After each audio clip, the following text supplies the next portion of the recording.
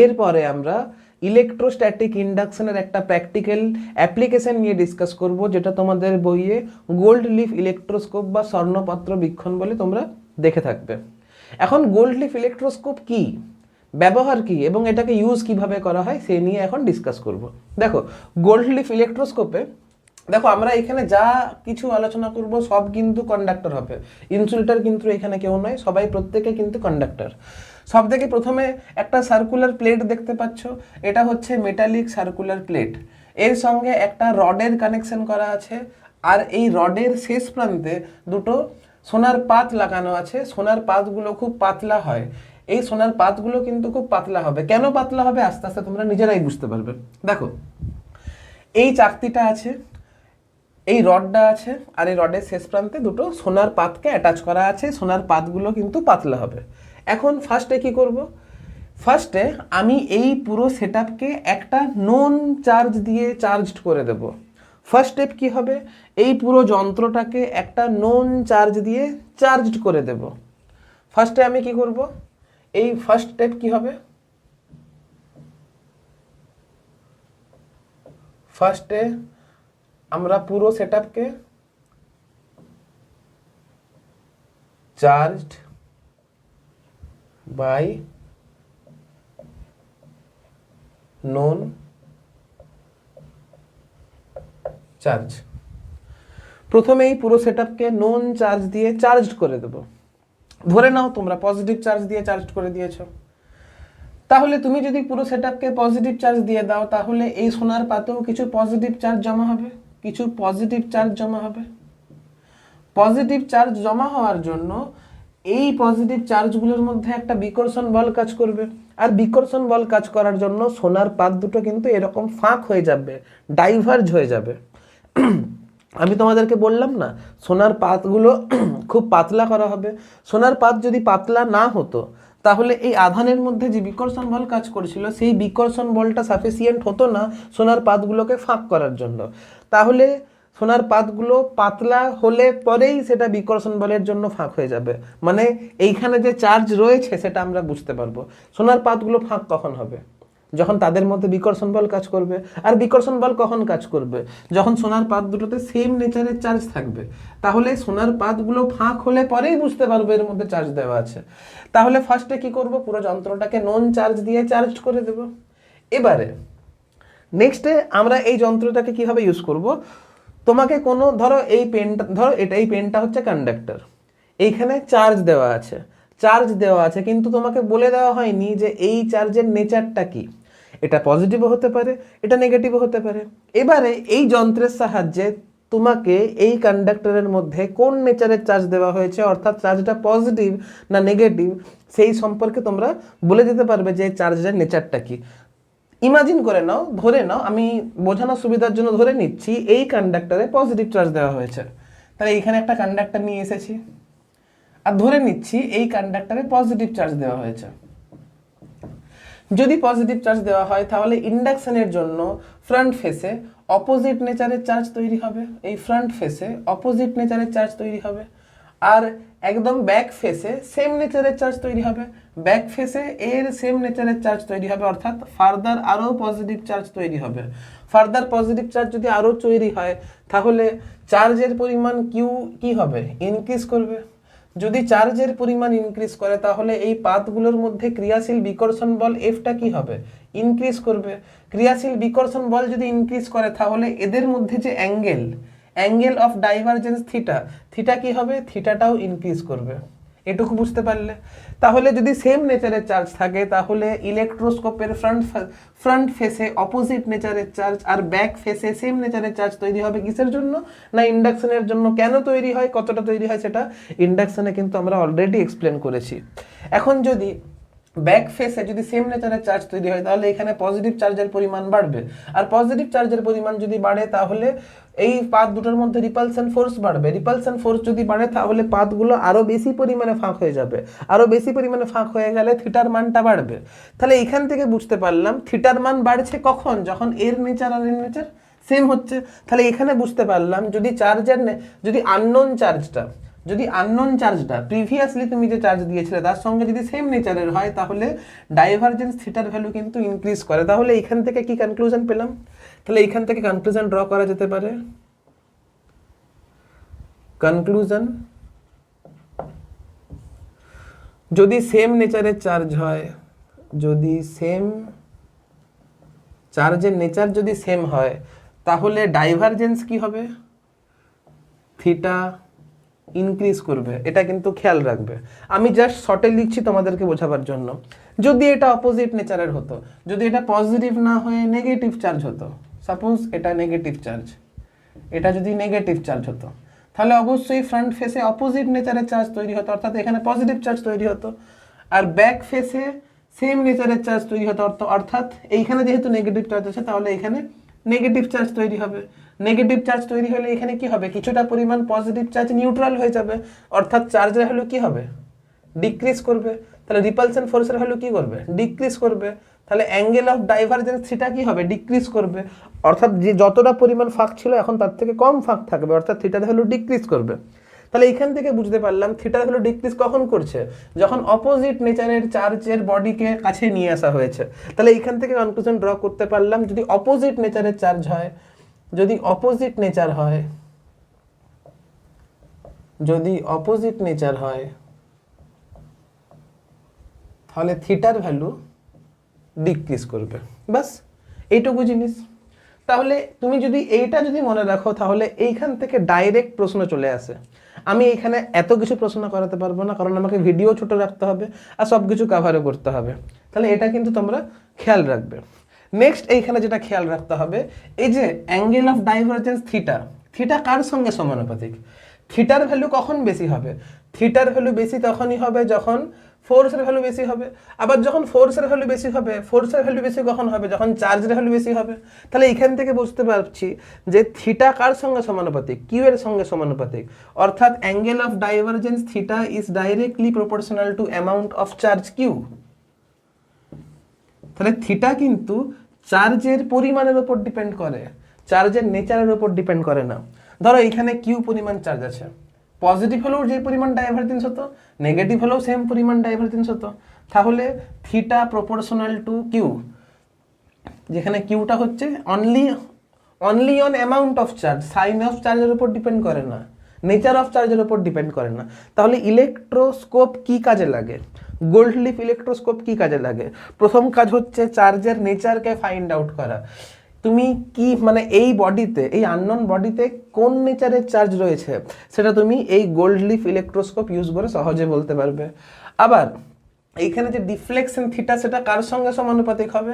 অবশ্যই সেটা এই এই যে এই প্লেটের মধ্যে কতটা পরিমাণে চার্জ আছে, যত বেশি পরিমাণে চার্জ থাকবে তত বেশি রিপালশন ফোর্স হবে, আর যত বেশি রিপালশন ফোর্স হবে তত বেশি ডাইভারজেন্স হবে, তত বেশি ডাইলেশন হবে, তত বেশি পাতের মধ্যে যে ফাঁকটা বাড়বে। বাস এইটুকু জিনিস জানলেই তুমি গোল্ড লিফ ইলেকট্রোস্কোপ থেকে যে কটা প্রশ্ন আসবে তুমি খুব সহজেই করতে পারবে। ঠিক আছে? আর দেখো আমি গোল্ড লিফ ইলেকট্রোস্কোপের রাফ ডায়াগ্রাম কিন্তু আমি এখানে স্কেচ করে দেখিয়েছি, কিন্তু প্র্যাকটিক্যালি তো গোল্ড লিফ ইলেকট্রোস্কোপ দেখতে এরকম হয় না, ওরকম করে আঁকা এখন পসিবল নয়। দেখো বোর্ডে ডিসপ্লে হচ্ছে যে প্র্যাকটিক্যালি গোল্ড লিফ ইলেকট্রোস্কোপ দেখতে কীরকম হয়। তোমরা যদি বইটা একটু উল্টে দেখো তাহলে এরকম অনেক ছবি তোমরা দেখতে পাবে, গুগলে সার্চ করতে পারো, এরকম অনেক ছবি পাবে তোমরা। যাই হোক, আমার দেখানো কর্তব্য ছিল, আমি দেখিয়ে দিয়েছি। চলো তোমরা নোট ডাউন করো, দিয়ে গোল্ড লিফ ইলেকট্রোস্কোপ থেকে একটা প্রশ্ন তোমাদের আমি করিয়ে দিচ্ছি। এরপর ইলেকট্রোস্কোপ থেকে কিছু অঙ্ক করা যাক। দেখো ফার্স্ট অঙ্কটা কি বলেছে, a gold leaf electroscope is given a positive charge, মানে প্রথমে ইলেকট্রোস্কোপকে পজিটিভ চার্জ দেওয়া হয়েছিল, so that its leaves diverge, স্বাভাবিক চার্জ দিলে তো ডাইভার্জ করবেই। How is the divergence of leaves affected when a negatively charged rod is brought near its disc. আমি তোমাদের এখানে কনক্লুশন লিখিয়েছিলাম, কনক্লুশনটা মুখস্থ রাখতে বলেছিলাম।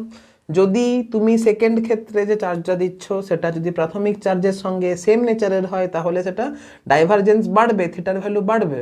আর যদি অপোজিট নেচারের হয় তাহলে ডাইভারজেন্স কমবে। যেহেতু ইনিশিয়ালি ইলেকট্রোস্কোপকে পজিটিভ চার্জ দেওয়া হয়েছিল আর ফাইনালি এখন একটা নেগেটিভ চার্জ রডকে কাছে নিয়ে আসা হয়েছে, যেহেতু চার্জের নেচারগুলো অপোজিট তাহলে ডাইভারজেন্স কমবে, তোমরা ইজিলি করতে পারবে। তো বললাম না এখান থেকে সহজ সহজ অঙ্ক আসে। নেক্সট অঙ্কটা কি বলেছে, when a plastic rod rubbed with wool is brought near the knob of a negatively charged gold leaf electroscope, the gold leaves. এখন দেখো, তোমাদেরকে সেই যখন আমি ফার্স্ট লেকচারে, সরি, যখন তোমাদেরকে বলেছিলাম ওই মেথড অফ চার্জিংয়ে বলেছিলাম যে উলের সঙ্গে যদি প্লাস্টিক রডের যদি ঘর্ষণ হয় তাহলে উলে কি হবে, পজিটিভ চার্জ তৈরি হবে। উলে কি হবে, পজিটিভ চার্জ তৈরি হবে। এখন অঙ্কটাতে আমাকে বলেছে যে কি বলেছে, ইনিশিয়ালি গোল্ড লিফ ইলেকট্রোস্কোপে চার্জটা কি ছিল, নেগেটিভ ছিল। ইনিশিয়ালি কি ছিল,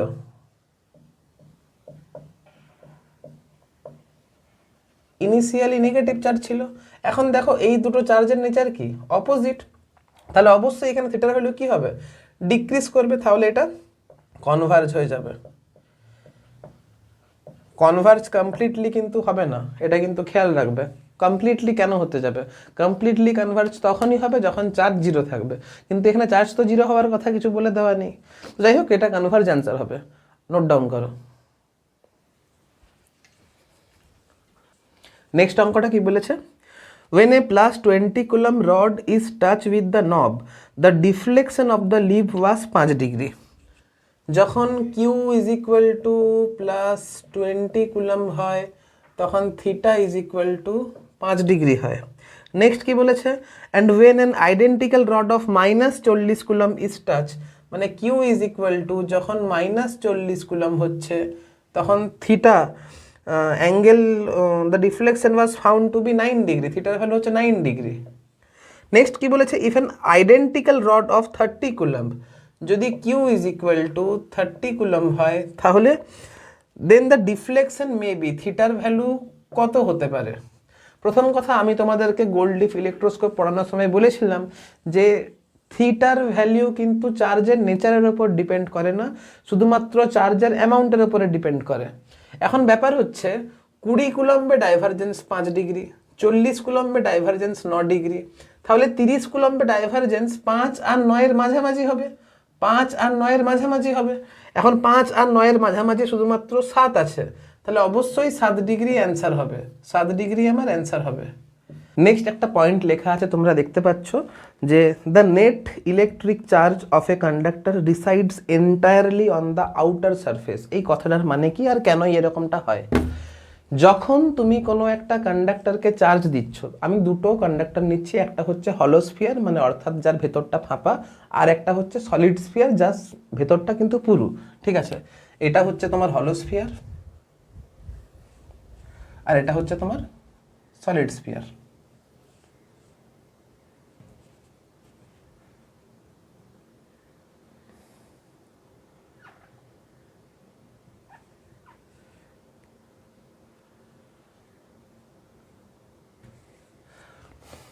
এটা হচ্ছে হলো স্ফিয়ার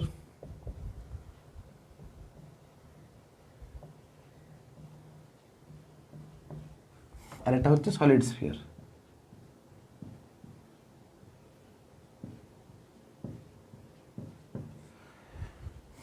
এবারে দেখো, তুমি যখন হলো স্ফিয়ারকে চার্জ দিচ্ছ, ভেতরে তো কোনো মাধ্যম নেই, তাহলে তুমি চার্জ করতে পারছো না, তাহলে বাধ্য হয়ে চার্জগুলো কিন্তু সারফেসেই লাই করবে। তুমি যখন হলো স্ফিয়ারকে চার্জ দিচ্ছ, ভেতরটা তো ফাঁপা, যখন চার্জ দিচ্ছ চার্জ কি ভেতরে যেতে পারবে, ভেতরে তো কোনো মাধ্যম নেই, চার্জ যাবে কিভাবে, যেতে পারবে না, তাহলে বাধ্য হয়ে চার্জটা কিন্তু সারফেসেই অবস্থান করবে, তার মানে চার্জ কিন্তু এখানে সারফেসে অবস্থান করছে। এটা বোঝা খুব সহজ। ব্যাপারটা হচ্ছে যদি সলিড স্ফিয়ার হয় অর্থাৎ ভেতরে যদি মালপত্র থাকে তাহলে এই ডিস্ট্রিবিউশনটা কিভাবে হবে। যখন কন্ডাক্টর পড়ানো হয় তোমাদেরকে বলা হয়েছিল কন্ডাক্টর কাকে বলে, কন্ডাক্টর মানে যার কাছে sufficient amount of free electron আছে। এখন ফ্রি ইলেকট্রন মানে কি, ফ্রি ইলেকট্রন সেই ইলেকট্রনগুলোকে বলবো যারা নিউক্লিয়াসের মানে নিউক্লিয়াস যে স্থিরতড়িৎ আকর্ষণ বলটা অ্যাপ্লাই করছে ইলেকট্রনের ওপর, অর্থাৎ যে ইলেকট্রনগুলো তুলনামূলক কম আকর্ষণ বল এক্সপিরিয়েন্স করে কার দ্বারা, না নিউক্লিয়াসের দ্বারা। আকর্ষণ বল কম হওয়ার জন্য এদের এনার্জি বেশি হয়, আর আকর্ষণ বল কম হওয়ার জন্য সুন্দর এই ইলেকট্রনগুলো এক অ্যাটম থেকে অন্য অ্যাটমে সুন্দর ঘোরাফেরা করতে পারে, বা এক কথায় বলতে পারো এই ইলেকট্রনগুলো সুন্দর বডিতে চলাফেরা করতে পারে। এখন কন্ডাক্টরের কাছে ফ্রি ইলেকট্রন আছে। যখন তুমি চার্জ দিচ্ছ, ধরো তুমি পজিটিভ চার্জগুলো ভেতরে কোনো একটা জায়গাতে দিলে, ঘটনাটা কি হবে তোমরা প্রত্যেকে জানো, যদি সেম নেচারের চার্জ হয় তাহলে এদের মধ্যে তীব্র বিকর্ষণ বল কাজ করে। ইমাজিন করো 4টে চার্জ আমি এঁকেছি, এই 4টে চার্জকে 4টে মানুষ দিয়ে রিপ্লেস করো। 4টে মানুষের বিহেভিয়ারটা হচ্ছে এমন যে কেউ কাউকে সহ্য করতে পারে না। এখন যদি 4জনকে সহ্য করতে না পারে, 4জনের মধ্যে যদি ঝগড়া হয়, ধরো এ একে সহ্য করতে পারছে না, একে সহ্য করতে পারছে না, ইমাজিন করো তোমাকে রুমে, তোমাদের মতো 4জনকে রুমে রেখে দেওয়া হলো। এখন 4জনই যদি 4জনকে সহ্য করতে না পারো, তাহলে তোমরা কি কাছাকাছি থাকার চেষ্টা করবে? কোনো দিনই তোমরা কাছাকাছি থাকার চেষ্টা করবে না। তোমরা চাইবে যে আমরা ম্যাক্সিমাম পসিবল ডিস্টেন্স মেনটেন করে চলি, যাতে করে আমাদেরকে একে অপরের মুখ যেন দেখতে না হয়। স্বাভাবিক, আমরা ম্যাক্সিমাম সেপারেশন এর চেষ্টা করব, ম্যাক্সিমাম ডিস্টেন্স দূরে থাকার চেষ্টা করব। এই চার্জগুলোর মধ্যেও যেহেতু তীব্র স্থিরতড়িৎ বিকর্ষণ বল কাজ করে বা ইলেকট্রোস্ট্যাটিক রিপালশন ফোর্স কাজ করে, তাই জন্য এই চার্জগুলো সেই রিপালশন ফোর্সটাকে মিনিমাইজ করার জন্য তারা ম্যাক্সিমাম ডিস্টেন্স দূরে থাকে। এখন ম্যাক্সিমাম ডিস্টেন্স যদি দূরে থাকতে হয়, তাহলে স্বাভাবিক তারা কাছে থাকতে পারবে না, তাহলে বাধ্য হয়ে তারা সারফেসে অবস্থান করবে। তাহলে এটুকু বোঝা গেল যে সলিড স্ফিয়ারেও যদি চার্জ দিই, চার্জটা কিন্তু সারফেসেই চলে আসবে। তাহলে এই চার্জগুলো কিন্তু সারফেসেই চলে আসবে, ঠিক আছে? এই চার্জগুলো সারফেসেই চলে আসবে। এবারে দেখো চার্জটা এইখানে যেরকমভাবে ডিস্ট্রিবিউট হয়েছে, চার্জগুলো হলো স্ফিয়ারে যেরকমভাবে ডিস্ট্রিবিউট হয়েছে, সলিড স্ফিয়ারেও কিন্তু সেরকমভাবেই ডিস্ট্রিবিউট হয়েছে। অর্থাৎ যখন তুমি ইলেকট্রোস্ট্যাটিক পড়ছো, আর সেটা যদি কন্ডাক্টর হয়, তুমি যদি ইলেকট্রোস্ট্যাটিক পড়ছো আর যদি এগুলো যদি কন্ডাক্টর হয়, তাহলে হলো স্ফিয়ারের বিহেভিয়ার আর সলিড স্ফিয়ারের বিহেভিয়ারটা কি হচ্ছে? সেম হচ্ছে।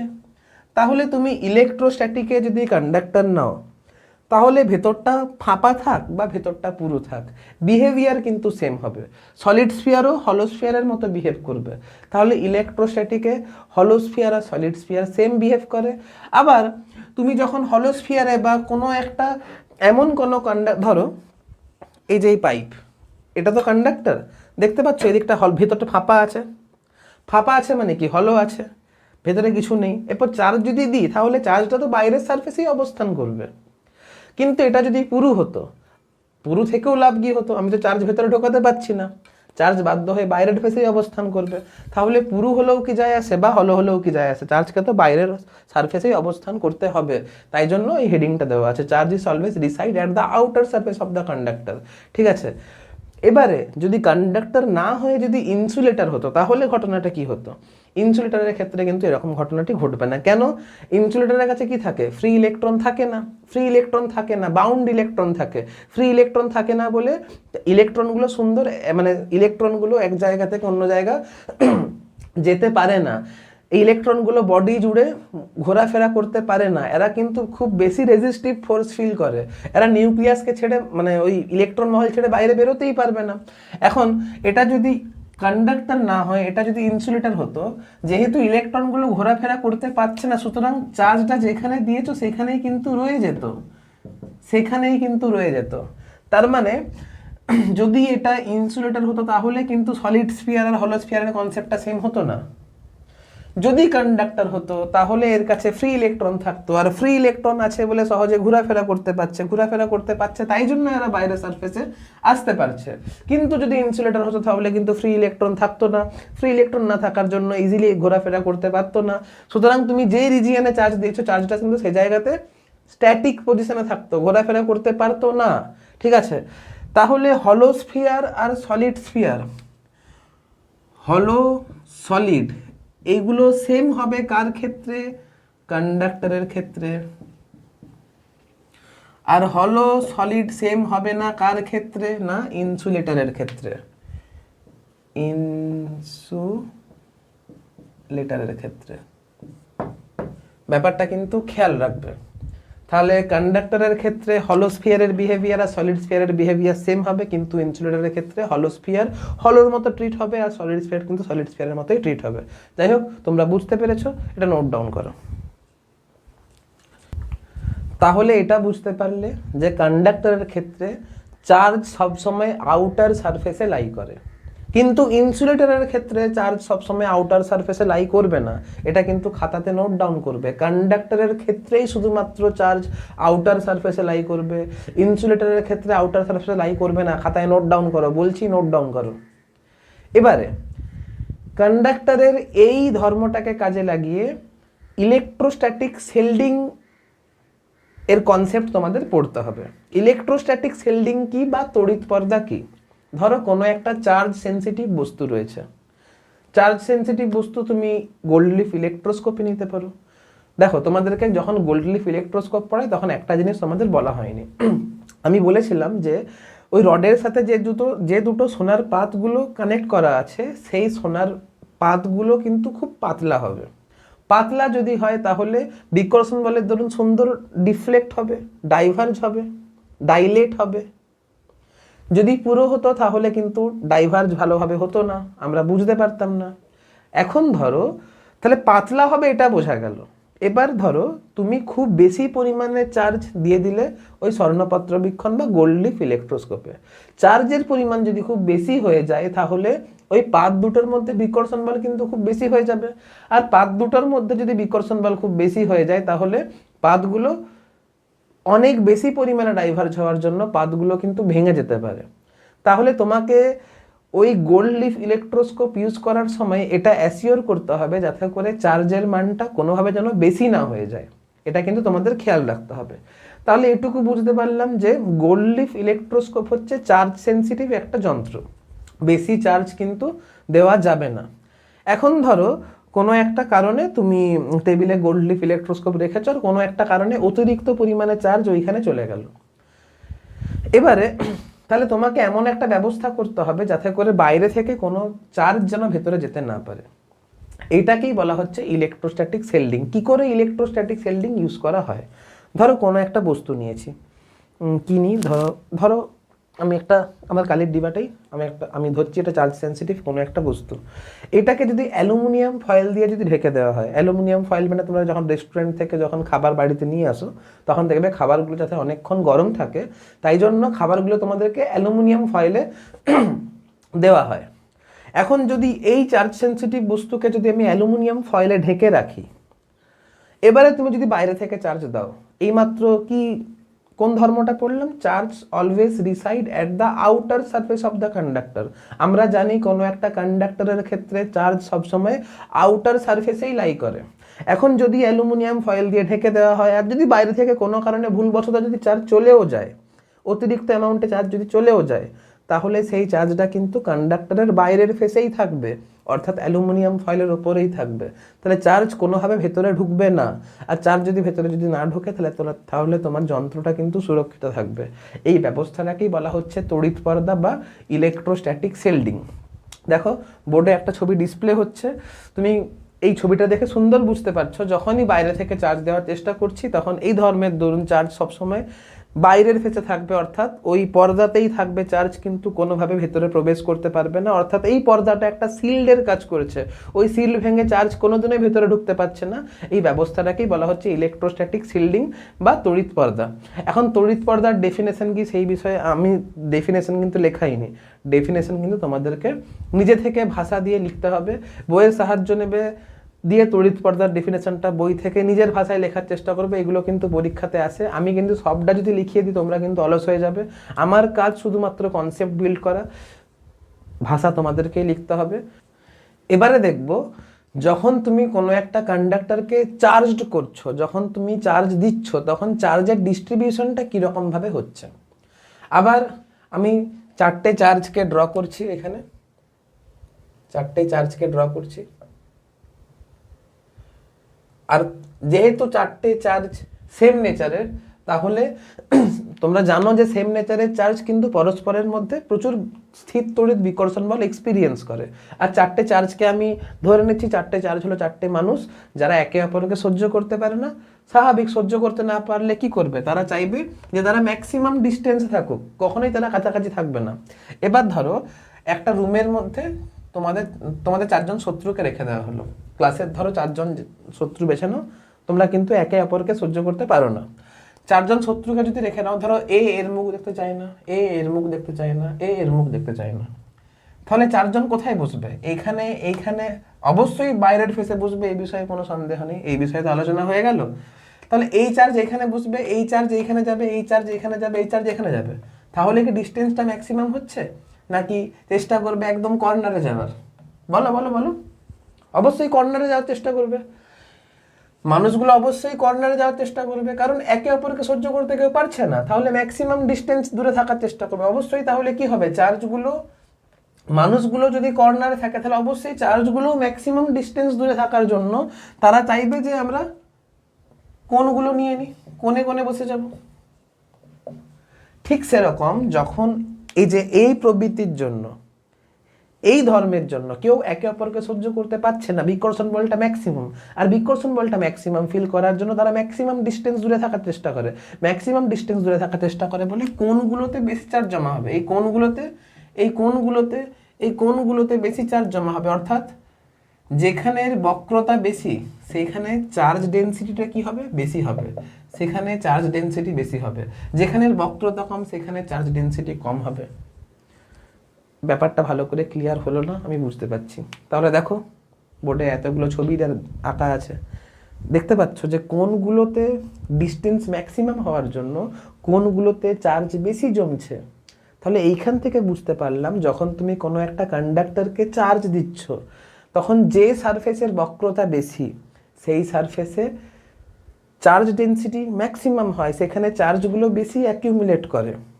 তার মানে যখন তুমি কোনো কন্ডাক্টরকে চার্জ দিচ্ছ তখন চার্জ সবসময় বক্র, যেখানে যে জায়গাটা বেশি বক্র, যে জায়গাতে কার্ভেচার বেশি, সেই জায়গাতে চার্জ বেশি জমতে শুরু করে, অর্থাৎ এই জায়গাতে চার্জ বেশি থাকবে, এই জায়গাগুলোতে চার্জ কিন্তু কম থাকবে, এই জায়গাতে চার্জগুলো কিন্তু কম থাকবে। তাহলে charge density is maximum at greater curvature.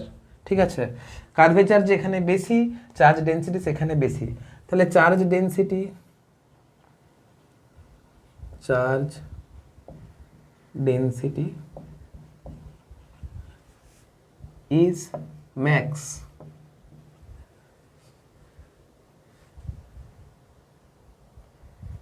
in surface having max curvature।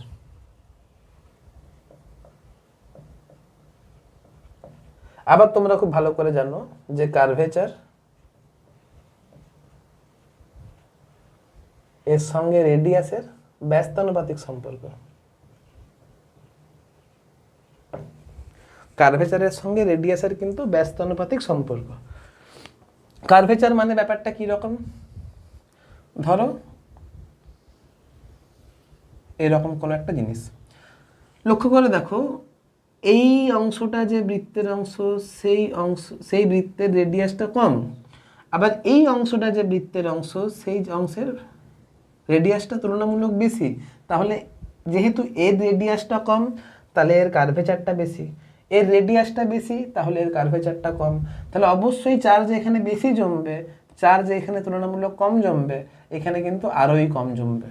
ব্যাপারটা বুঝতে পারলে?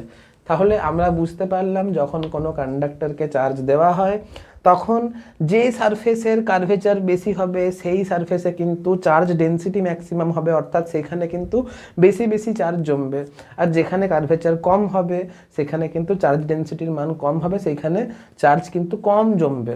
ব্যাপারটা বোঝা গেছে? চলো এতটা নোট ডাউন করো। এবারে আমরা বুঝবো ইলেকট্রিক উইন্ড কি, করোনা ডিসচার্জ কি। দেখো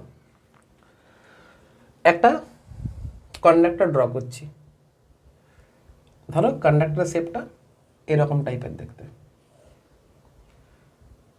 এরকম টাইপের কন্ডাক্টরটা দেখতে, ছুঁচ টাইপের দেখতে।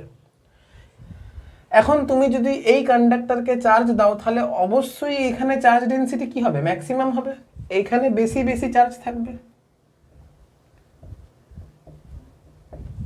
এই বিষয়ে কোনো সন্দেহ নেই। দেখো এই গোলটার কিন্তু কোনো অস্তিত্ব নেই, এখানে যে চার্জ ডেনসিটি বেশি হবে সেটা বোঝানোর জন্য আমি গোলটা আঁকলাম। ঠিক আছে, তোমরা এখনো ইলেকট্রিক ফিল্ড পড়োনি, কারণ ইলেকট্রিক ফিল্ড আমি এখনো বলিনি। কিন্তু ক্লাস 10-এ তো ইলেকট্রিক ফিল্ড সম্পর্কে একটু তো ধারণা রয়েছে, যেখানে যেখানে চার্জ থাকবে সেখানে সেখানে ইলেকট্রিক ফিল্ড থাকবে, এ বিষয়ে কোনো সন্দেহ নেই। যেহেতু এই ছুঁচালো জায়গাতে চার্জ বেশি আছে, চার্জ ডেনসিটি বেশি আছে, তাহলে অবশ্যই এখানে ইলেকট্রিক ফিল্ডও বেশি থাকবে, এ বিষয়ে কোনো সন্দেহ নেই। এবারে যদি এইখানে ইলেকট্রিক ফিল্ড বেশি থাকে, এইখানে তো বাতাস থাকবে, ধরে নাও এগুলো হচ্ছে বাতাসের অণুগুলো, বড় করে এখানে দেখাচ্ছি যাতে তোমাদের বুঝতে সুবিধা হয়।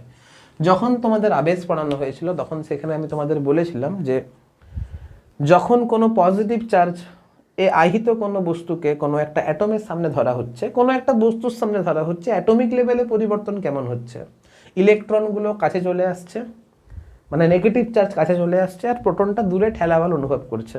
তাহলে কি হবে, নেগেটিভ আধানের কেন্দ্রটা সামনের দিকে অ্যাপিয়ার হবে আর পজিটিভ আধানের কেন্দ্রটা দূরের দিকে অ্যাপিয়ার হবে। এটা তোমাদেরকে ইন্ডাকশনে পড়ানো অলরেডি হয়েছিল, প্লেলিস্ট থেকে চেক করে নিতে পারো। এখানে নেগেটিভ, এখানে পজিটিভ, এখানে নেগেটিভ, এখানে পজিটিভ। এবারে দেখো এইগুলো তো খুব হালকা হয়, অ্যাটমগুলো কি হবে, খুব হালকা হবে। এবারে দেখো এই নেগেটিভ চার্জ আর এই পজিটিভ চার্জ, এদের মধ্যে আকর্ষণ বল কাজ করবে, আবার এই পজিটিভ চার্জের মধ্যে বিকর্ষণ বল কাজ করবে। যেহেতু এটা কাছে আছে তাহলে আকর্ষণ বলটা ইফেক্টিভ হবে। আকর্ষণ বলটা ইফেক্টিভ হওয়ার জন্য যেহেতু এটা হালকা, এই অ্যাটমটা হালকা, তাহলে এই অ্যাটমটা ছুটতে এইখানে আসবে, দিয়ে কি হবে, এই নেগেটিভ চার্জটা এই পজিটিভ চার্জকে প্রশমিত করবে। অবশ্যই এখানে পজিটিভ চার্জের পরিমাণ বেশি, এখানে নেগেটিভ চার্জের পরিমাণটা কম, তাহলে এই সময় কি হবে, এই নেগেটিভ চার্জ আর এখান থেকে সামান্য পজিটিভ চার্জ নিয়ে এই নেগেটিভটা নিউট্রাল হয়ে যাবে। কিন্তু পজিটিভ তো নিউট্রাল হবে না। কেন নিউট্রাল হবে না, কারণ পজিটিভ তো দূরের দিকে আছে, তাহলে এর মধ্যে এখন শুধু পজিটিভ চার্জ পড়ে থাকলো। এখন এই পজিটিভ চার্জ আর এই পজিটিভ চার্জের মধ্যে তীব্র বিকর্ষণ বল কাজ করবে, আর বিকর্ষণ বল কাজ করার জন্য এই অ্যাটমটা কিন্তু এর থেকে দূরে ছুটে পালাবে। এবারে কি হবে, এইখানে ফাঁকা জায়গা তৈরি হবে, এইখানে শূন্য স্থানের তৈরি হবে। শূন্য স্থান যদি তৈরি হয় তাহলে পাশের যে এয়ার মলিকুলটা আছে ওই শূন্য স্থানটা মেকআপ দেওয়ার চেষ্টা করবে, ওই শূন্য স্থানে এই এয়ার মলিকুলটা চলে আসবে। সেম ঘটনা হবে, এও অ্যাট্রাকশন ফোর্স এক্সপিরিয়েন্স করবে। অ্যাট্রাকশন ফোর্স এক্সপিরিয়েন্স করার দরুন এর যে নেগেটিভ চার্জটা এর কিছু পরিমাণ পজিটিভ চার্জকে নিয়ে প্রশমিত হয়ে যাবে, দিয়ে এর মধ্যে সেই পজিটিভ চার্জ পড়ে থাকবে।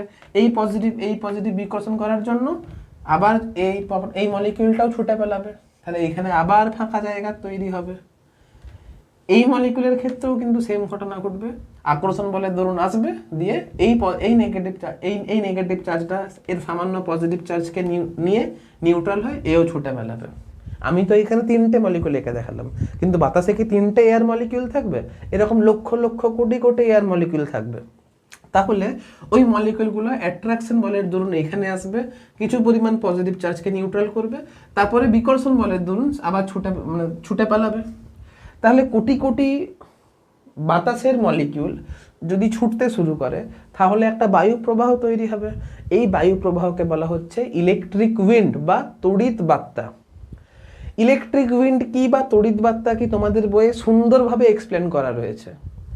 তোমরা নিজের ভাষায় তড়িৎ বার্তা কি এটা লিখবে, কারণ তড়িৎ বার্তা কি বা ইলেকট্রিক উইন্ড কি পরীক্ষায় আসে, ঠিক আছে, রেডি রাখবে। এবারে লক্ষ্য করে দেখো এই তড়িৎ বার্তার দরুন কি হচ্ছে, বায়ু প্রবাহ তো পাচ্ছি, তার সঙ্গে সঙ্গে এই নেগেটিভ চার্জ আর এই পজিটিভ চার্জটা কিছু পরিমাণ নিউট্রাল হয়ে যাচ্ছে, এর মধ্যে নেগেটিভ ভ্যানিশ হয়ে যাচ্ছে, কিন্তু এরপরে এর মধ্যে যে পজিটিভ চার্জ সেটা তো সময়ের সঙ্গে সঙ্গে কমতে থাকছে। তাহলে এইখানে কি হচ্ছে, এখানে ডিসচার্জ হচ্ছে। এই যে পয়েন্টেড নিডলটা, এখানে পজিটিভ চার্জের পরিমাণ বেশি ছিল, পজিটিভ চার্জের পরিমাণ বেশি হওয়ার জন্য বাতাসের যে এয়ার মলিকুলের মধ্যে ইন্ডাকশন তৈরি হচ্ছিল, ইন্ডাকশনের জন্য আবার এখানে তোমার ইলেকট্রিক উইন্ড পাচ্ছিলাম, সঙ্গে সঙ্গে এখানে পজিটিভ চার্জের পরিমাণটা কি হচ্ছিল, কম ছিল, অর্থাৎ এইখানে ডিসচার্জিং অ্যাকশন হচ্ছিল, ডিসচার্জিং অ্যাকশন হচ্ছিল। এবারে তোমাদের মনে প্রশ্ন হতে পারে যে ডিসচার্জিং অ্যাকশনটা কি শুধুমাত্র ছোঁচালো জায়গাতেই হবে নাকি অন্য জায়গা থেকেও হবে? অবশ্যই ছোঁচালো জায়গাতে বেশি হবে, পয়েন্টেড জায়গাতে বেশি হবে। কেন? কারণ পয়েন্টেড জায়গাতে চার্জ বেশি আছে, চার্জ বেশি থাকলে ইলেকট্রিক ফিল্ড বেশি হবে, ইলেকট্রিক ফিল্ড যদি বেশি হয়ে যায় তাহলে কি হবে, ডিসচার্জের পরিমাণটা এখানে বেশি হবে। তাই জন্য যখন কোনো পয়েন্টেড কন্ডাক্টরকে যখন তুমি চার্জ দিচ্ছ, সময়ের সঙ্গে সঙ্গে এ কিন্তু আধান লুজ করতে থাকে, ডিসচার্জ হতে থাকে। আর এই ঘটনাটাকেই বলা হচ্ছে করোনা ডিসচার্জ বা discharging action of pointed conductor. Discharging action of pointed conductor, এটা বইয়ে এখানে কি লেখা আছে দাঁড়াও, বাংলা ভাষায় কি, এক সেকেন্ড দাঁড়াও, বাংলাতে, হ্যাঁ, সূচিমুখের তড়িৎমোক্ষণ ক্রিয়া, এটাকেই বাংলাতে বলে সূচিমুখের তড়িৎমোক্ষণ ক্রিয়া। সূচিমুখের তড়িৎমোক্ষণ ক্রিয়া কি, এটা কিন্তু তোমাদের পরীক্ষাতে বেশ ইম্পর্ট্যান্ট। আমি বলবো এটাকেও তোমরা ভাষার আকারে লিখবে, আমি কিন্তু কোনো সাহায্য করছি না। তোমরা যদি বুঝে থাকো তাহলে অবশ্যই নিজের ভাষায় বইয়ের হেল্প নিয়ে লিখতে পারবে, এগুলো কিন্তু পরীক্ষাতে আসে। আর আমি বলছি লিখবে মানে তোমরা লিখবে। তোমরা অনেক সময় দেখে থাকবে যে পুরোনো দিনের যে উঁচু উঁচু মন্দিরগুলো হয় বা যে বড় বড় ফ্ল্যাটগুলো হয়, সেখানে উপরে কিন্তু ত্রিশূল টাইপের কোনো স্ট্রাকচার তৈরি করা থাকে। বলতে পারবে কেন প্রত্যেকটা মন্দিরের গায়ে ত্রিশূল থাকে? প্রত্যেকটা মন্দির কি শিব মন্দির? শিব মন্দিরে ত্রিশূল থাকে, শিব মন্দির না হলেও ত্রিশূল থাকে। ত্রিশূল থাকার পেছনে কি কোনো পৌরাণিক কারণ আছে নাকি সাইন্টিফিক কারণ আছে এর পেছনে? তোমরা কি বলতে পারবে? অনেকে তোমরা বলবে যে স্যার ত্রিশূলের পেছনে কিন্তু পৌরাণিক কাহিনী নেই, এখানে বাজ পড়ার, যাতে বাজ না পড়ে তাই জন্য ত্রিশূল দেওয়া হয়। এবার তোমাদেরকে যদি জিজ্ঞাসা করি যে ত্রিশূল কেন ইউজ করা হয়, বলতে পারবে? তখন তোমরা কি বলবে? স্যার যদি বাজ পড়ে তাহলে বাজটা মন্দিরে না পড়ে, বাজটা ফ্ল্যাটে না পড়ে, বাজটা ত্রিশূলে পড়বে। ত্রিশূলে পড়লে কি হবে, যে এক্সট্রা কারেন্ট তৈরি হবে বা এক্সট্রা যে ভোল্টেজটা তৈরি হবে, সেই ভোল্টেজটা কিন্তু আমার মন্দিরকে কোনো এফেক্ট করবে না। ওই ভোল্টেজটা কিন্তু বা ওই কারেন্টটা কিন্তু এই ওয়্যার হয়ে কিন্তু সুন্দর মাটিতে চলে যাবে। তাহলে স্যার মন্দিরটা কিন্তু বাজ পড়ার হাত থেকে বেঁচে যাবে। যদি বাজ পড়েও তাহলে বাজটা মন্দিরে না পড়েই ত্রিশূলে পড়বে। তাহলে স্যার মন্দির থেকে মানে মন্দিরে বাজ পড়লে মন্দির বেঁচে যাবে, কিন্তু দেখ মন্দিরের কোনো ক্ষতি হবে না, এটা তোমরা বলবে। এবারে প্রশ্ন হচ্ছে, তোমরা দেখে থাকবে বা ইউটিউবে তুমি যদি সার্চ করো দেখবে যে যখন কোনো গাছে বাজ পড়ে না, তখন বাজ মানে পুরো গাছে আগুন লেগে যায় আর কি, পুরো গাছে আগুন লেগে যায়, গাছ পুরো একদম শেষ হয়ে যায়। এবারে একটা কথা বলো, একটা বাজ যদি একটা বড় বড় গাছকে যদি শেষ করে দিতে পারে, তাহলে ওই বাজটা যদি এই কন্ডাক্টরে যদি পড়ে, তাহলে কন্ডাক্টরটা কি বেঁচে থাকবে? কোনো দিনই সেই কন্ডাক্টর বেঁচে থাকবে না। তাহলে আমরা এটাকে ইউজ করব কিভাবে? তাহলে আমরা কেন এটা রাখি? এটা তোমাদেরকে বুঝতে হবে। দেখো এর পেছনেও কিন্তু সেই তড়িৎ বার্তার কনসেপ্ট কাজ করছে বা ইলেকট্রিক উইন্ডের কনসেপ্ট কাজ করছে। দেখো জেনারেলি বিদ্যুৎ বাজ পড়ে কোথা থেকে? মেঘ থেকে পড়ে। এই মেঘ থেকে পড়ে, যেহেতু এইখান থেকে বাজ পড়ছে বা এইখান থেকে বিদ্যুৎ চমকাচ্ছে, তার মানে এখানে নিশ্চয়ই চার্জ পার্টিকেল রয়েছে, অবশ্যই চার্জ পার্টিকেল থাকবে। মেঘ কেন তৈরি হয়? ধূলিকণার জন্য তৈরি হয়। এরপর ধূলিকণাগুলো খুব স্পিডে একে অপরের সঙ্গে ঘষাঘষি খায়, ফলে ফ্রিকশনের জন্য চার্জ তৈরি হয়। তাহলে এখানে ধরে নাও প্রচুর পরিমাণে পজিটিভ চার্জ রয়েছে, এখানে প্রচুর পরিমাণে মেঘে পজিটিভ চার্জ রয়েছে, ইমাজিন করো। তাহলে ইন্ডাকশনের দরুন এইখানে প্রচুর পরিমাণে নেগেটিভ চার্জ তৈরি হবে। আর যেহেতু পয়েন্টেড কন্ডাক্টর, তার মানে এখানে চার্জ ডেন্সিটি কি হবে? বেশি হবে। এখানে প্রত্যেকে নেগেটিভ চার্জ তৈরি হবে, কারণ আমরা ইন্ডাকশনে কি পড়েছি যে ফ্রন্ট সারফেসে সবসময় অপোজিট নেচারের চার্জ তৈরি হয়, আর ব্যাক এন্ডে সেম নেচারের চার্জ তৈরি হয়। যেহেতু গ্রাউন্ডের সঙ্গে যুক্ত আছে, গ্রাউন্ডের সঙ্গে যুক্ত হওয়ার জন্য সেই পজিটিভ চার্জ তো গ্রাউন্ডে চলে গেছে। এবারে তোমরা এই মাত্র পড়লে যে পয়েন্টেড কন্ডাক্টরে কি হয়? পয়েন্টেড কন্ডাক্টরে চার্জ ডেন্সিটি বেশি হওয়ার জন্য ইলেকট্রিক উইন্ড তৈরি হয়। ইলেকট্রিক উইন্ড কেন তৈরি হয় সেটা আমি এখন আর বলছি না। তাহলে ইলেকট্রিক উইন্ড যদি তৈরি হয়, তাহলে এইখানে কি হবে? অবশ্যই এই যে এয়ার মলিকুল ছিল, এখানে পজিটিভ চার্জ থাকবে, এখানে নেগেটিভ চার্জ থাকবে, এই পজিটিভ নেগেটিভ ক্যান্সেল হয়ে যাবে, দিয়ে এই নেগেটিভে বিকর্ষণ বল কাজ করবে। তাহলে এই বায়ু প্রবাহগুলো উপরের দিকে উঠবে, অবশ্যই উপর দিকে উঠবে, কারণ ওই নেগেটিভ চার্জের মানে ওই নেগেটিভ চার্জের যে এয়ার মলিকিউল থাকবে।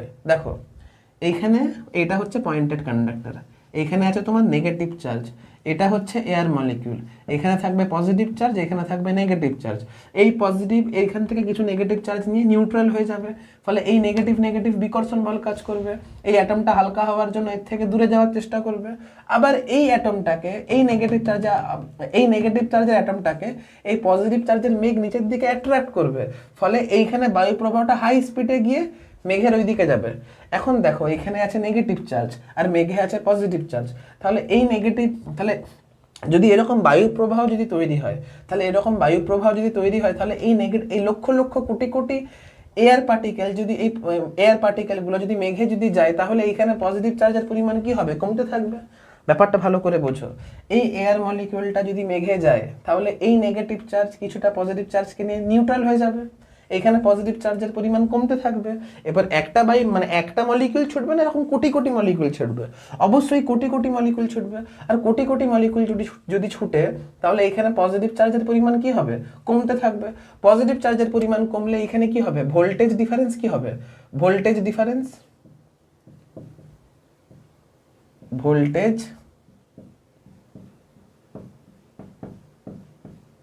ডিফারেন্স ডিক্রিজ করবে। আর তোমরা খুব ভালো করে জানো, যদি ভোল্টেজ ডিফারেন্স ডিক্রিজ করে তাহলে বাজ পড়ার পসিবিলিটি অনেক কমে যাবে। আর যদি বাজ পড়ার পসিবিলিটি কমে যায়, তাহলে ওই জায়গাতে বাজই যদি না পড়ে, তাহলে তো মন্দির এমনিতেই সেফ থাকবে। তাহলে তোমরা জানতে যে বাজটা ত্রিশূলে পড়বে, ত্রিশূলে পড়লে ত্রিশূল তো ভেঙে যেতে পারে, কিন্তু আমার মন্দির বেঁচে যাবে, এরকম কিন্তু কোনো ব্যাপার নেই। তোমরা কিন্তু ভুল জানতে। যাই হোক, আশা করি লাইটনিং কন্ডাক্টর কি তোমাদের বোঝাতে পেরেছি। আর ইলেকট্রোস্ট্যাটিকের তোমরা ছায়া প্রকাশনী বা যে কোনো বোর্ডের বই দেখবে, এটা ফার্স্ট চ্যাপ্টার মোটামুটি কমপ্লিট হয়ে গেল। নিট পয়েন্ট অফ ভিউ থেকে যা যা প্রশ্ন আসতে পারে, সেই প্রশ্নগুলো সলভ করার জন্য যেটুকু থিওরিটিক্যাল ব্যাকগ্রাউন্ডের প্রয়োজন, আমি সমস্ত কিছু এই ভিডিওতে বা এই যে 4টে ভিডিও হচ্ছে সেই ভিডিওতে আলোচনা করার চেষ্টা করেছি। নেক্সট ভিডিও থেকে আমরা ইলেকট্রিক ফিল্ড নিয়ে ডিসকাস করব। আজকের মতো এতটাই থাক, আজকে বাই।